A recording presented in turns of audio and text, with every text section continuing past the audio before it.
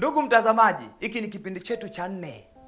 Lakini tumekuwa na vipindi vingine vitatu vilivyotangulia wiki 3 zilizopita. Naamini kabisa vipindi hivyo ni muhimu sana katika kutujengea msingi wa kutufanya tuweze kufurahia kipindi hiki cha 4. Lakini kama uko hapa hujachelewa, unaweza ukajifunza hapa, lakini ni vizuri ukarudi na mwanzo. Naamini kipindi hiki kitakuwa baraka kwako. Na kama kitakuwa baraka kwako baada ya kusikiliza, basi unaweza kushare na wengine ili pia wengine waendelee kubarikiwa na kupitia kipindi hiki na kupitia kazi ambayo tunaifanya. God bless you. Yosh TTTV, ufalme wa Mungu duniani. Jambo la 3 ni tamaa ya fedha. Yote haya kwa majira haya, kwa siku hizi za mwisho. Timotheo wa kwanza sura ya 6 mstari wa 10. Maneno yanasema hivi: maana shina moja la mabaya ya kila namna ni kupenda fedha, ambayo wengine hali wakiitamani hiyo wamefarakana na imani na kujichoma kwa maumivu mengi. Kwa baada ya kiburi na zinaa, lazima uwe aware na swala la kupenda fedha. Money itself has no problem, the problem is love of money. Anasema na wengine wakiitamani hiyo wamefarakana na imani. Imani ndio inayotufanya sisi tuweze kuwa vyombo vya Mungu vya heshima. Sasa kama unaweza kufarakana na imani kwa sababu ya fedha, manake lazima uwe makini na fedha, kwa sababu fedha inaweza ikakufanya usiwe chombo cha Mungu cha heshima. Unakumbuka ule mfano mmoja Bwana Yesu aliutoa, Marko 10:17, anasema hivi: hata alipokuwa akitoka kwenda njiani, mtu mmoja akaja mbio akapiga magoti na kumuuliza, mwalimu mwema, nifanye nini nipate kurithi uzima wa milele?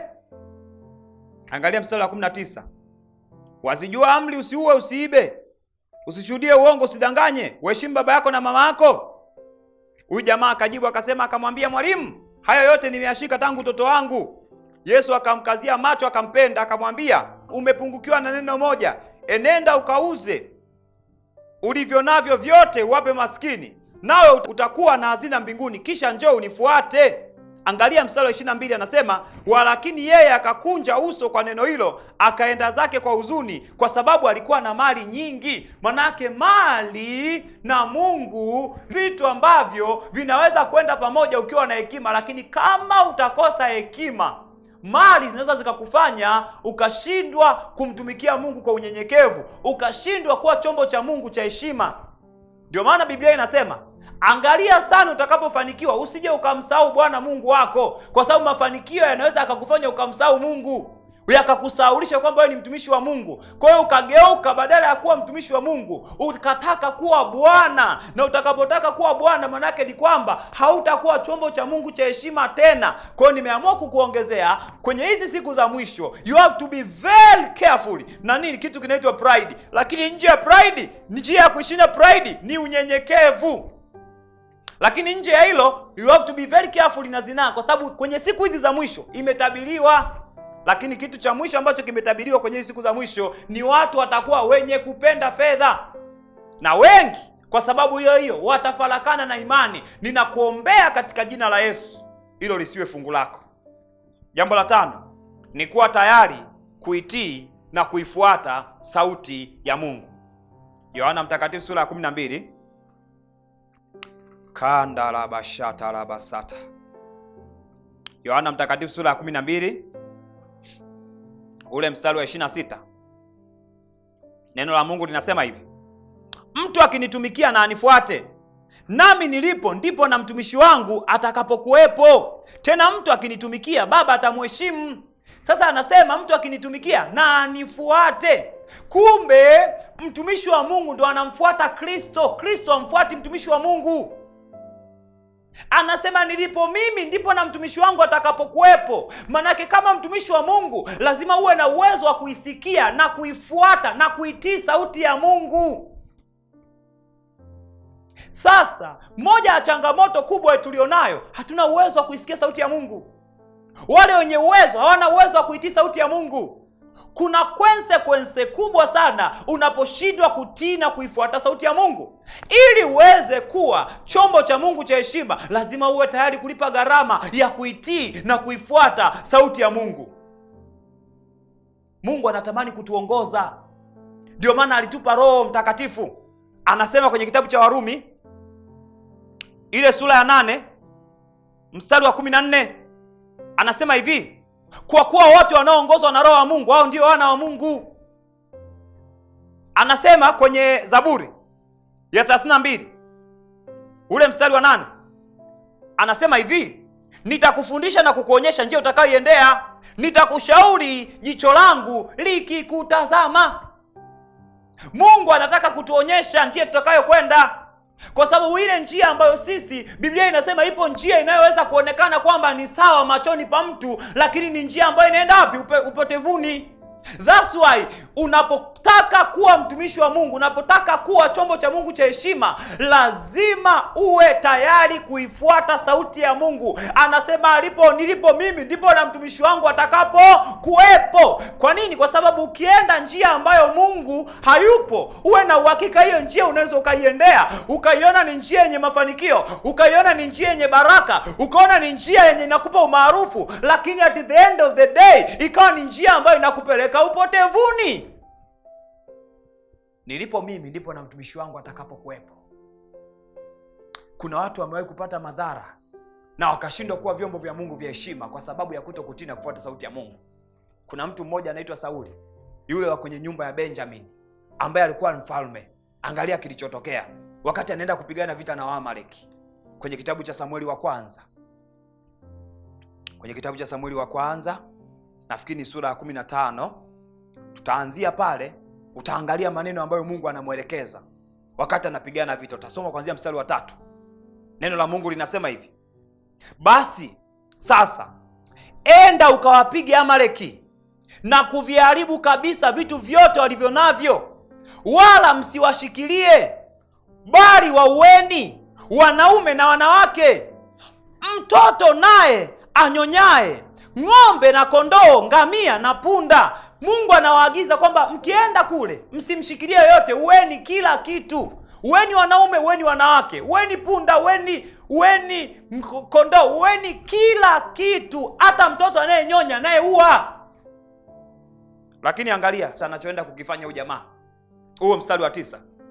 Anachoenda kukifanya huyu jamaa: lakini Sauli na watu wake wakamwacha Agigai hai na kondoo walio wazuri na ng'ombe na vinono na mwanakondoo na chochote kilichochema, wala hawakukubali kuwaangamiza, bali chochote kilichokuwa kibaya na kibovu ndicho walichokiangamiza kabisa. Mungu amesema uwa kila kitu, lakini wao wameacha vingine vizuri, hawajaviua.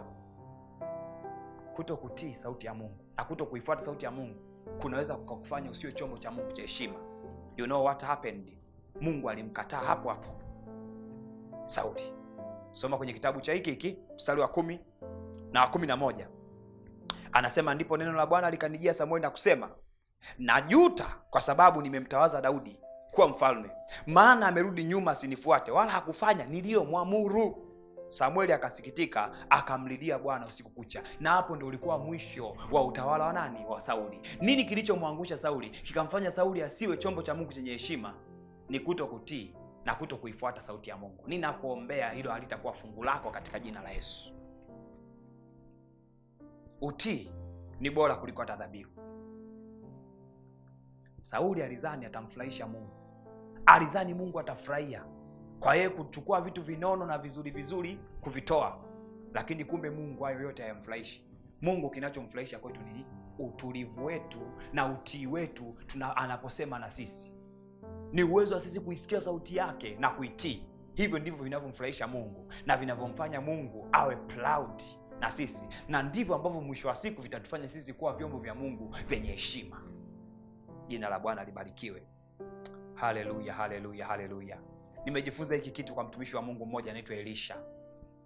Elisha ni chombo cha Mungu chenye heshima. Kwa nini? Kwa sababu Elisha alifanya mambo double portion ya kile ambacho alikifanya Elia.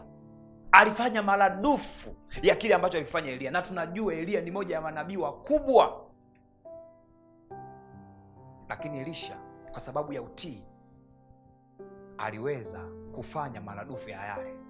Angalia kwenye maandiko, Elisha alikataa sadaka ya Naamani.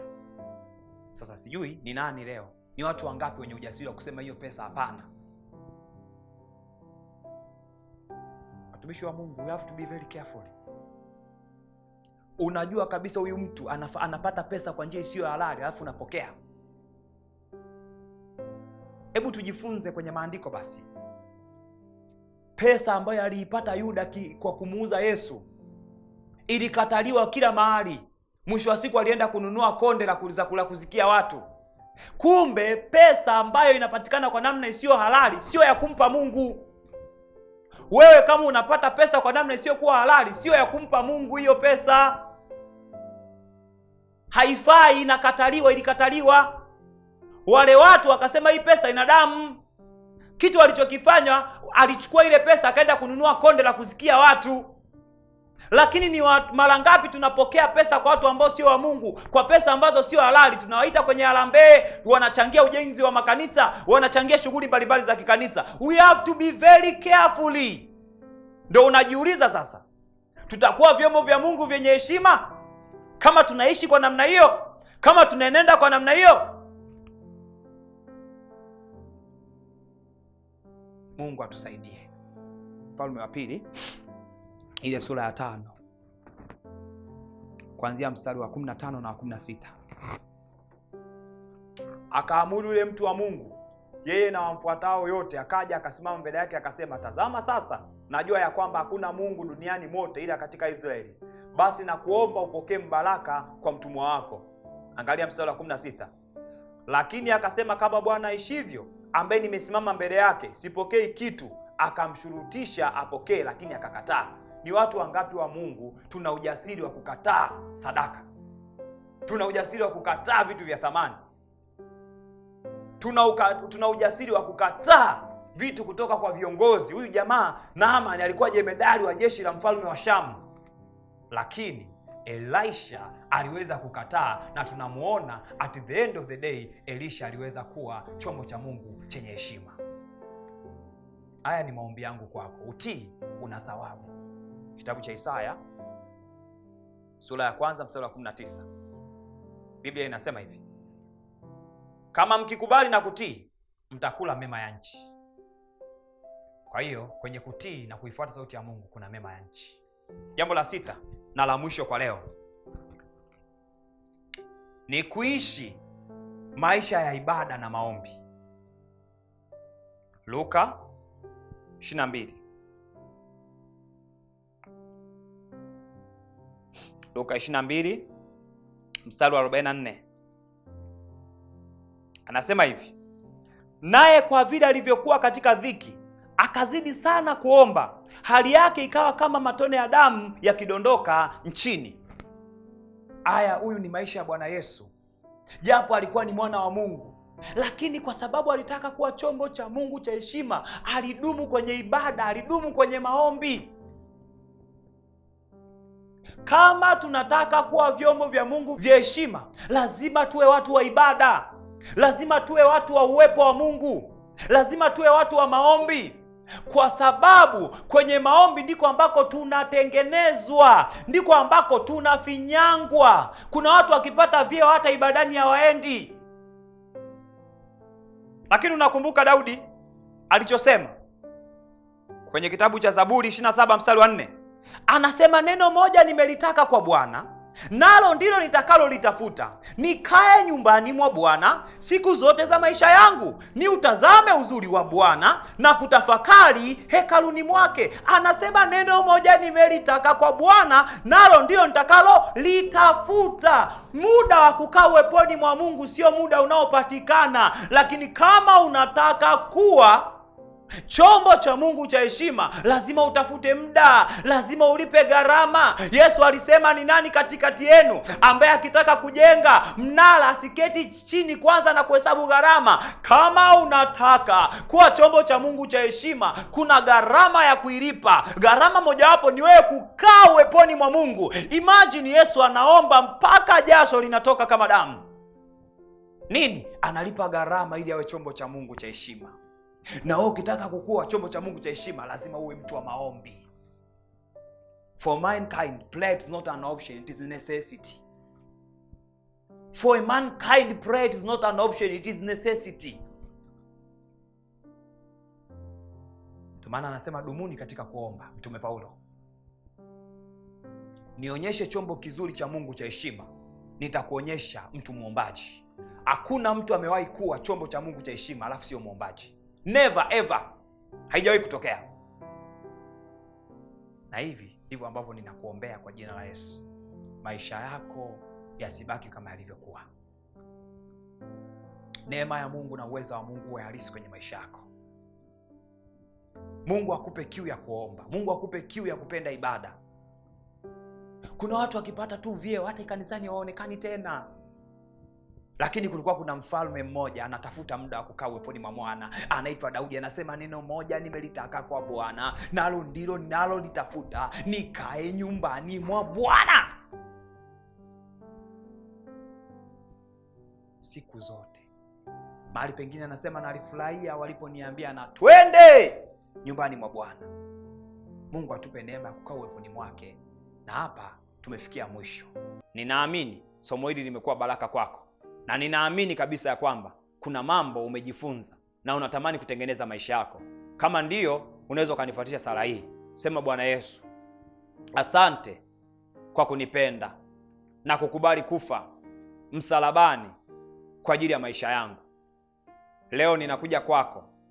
Ninaomba unisamehe dhambi zangu zote nilizozifanya kwa kuwaza, kwa kunena na kwa kutenda. Nimekuamini kwa moyo wangu na ninakukiri kwa kinywa changu. Uwe Bwana na Mwokozi wa maisha yangu katika jina la Yesu. Bwana, nijaze na Roho wako Mtakatifu. Nipe mwanzo mpya, nipe mwenendo mpya katika jina la Yesu. Amen.